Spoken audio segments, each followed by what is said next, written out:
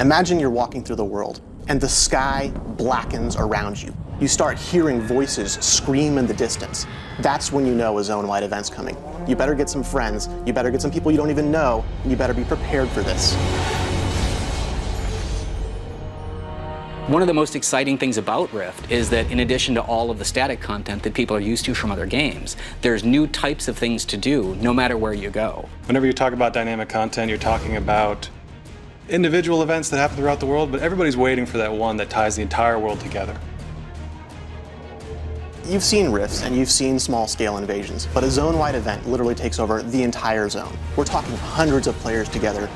And then we have hundreds of NPCs and tons of rifts open. I mean, just the whole sky goes crazy. I mean, just all hell breaks loose. So it is very important for us to listen to our players, and we absolutely do. People said, we'd really love an open grouping system so we can get together in these raids a lot quicker. And that's exactly what we did. When you finally, you reach the biggest things in the game, you see a Colossi, you're not going to think this is a solo encounter, this isn't something I can do alone. You're going to want to run back down, you're going to want to grab everybody you can, you're all going to want to jump on that thing together.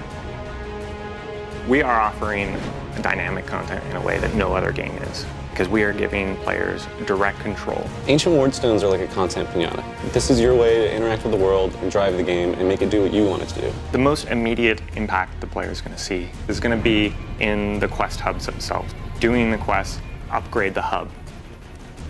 By turning on one of the Ancient Wardstones for your faction, you are turning it off for them. It's a really fun part of the system. You get to go over there, blow up the other guy's Wardstone, and then take it for yourself. I get new content, I get new loot. You've hit cap, you've done tons of rifts, you've seen the mechanics of them evolve over time, you've fought back 1,000 invasions and killed every foothold you can see on the map. So what do you do now?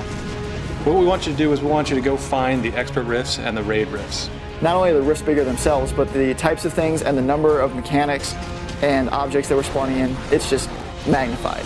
So while we require sort of an elite crew, we also want to make sure that anybody else shows up when they see these things in the world, can help out, can help the fight, can jump in and still get the contribution rewards they've been accustomed to getting. Our reward system is based on performance, it's based on effort, it's a forgiving system meant to reward you for playing, but not to punish you for being outside of the radius when the event completes or dying because you're the first to try to tank and nobody's healing you.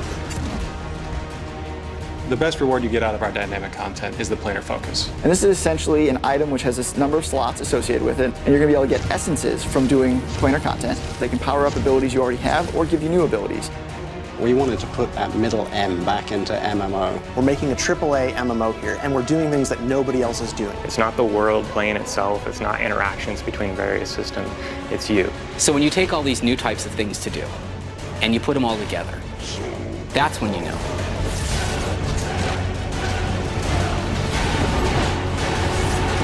This is Rift.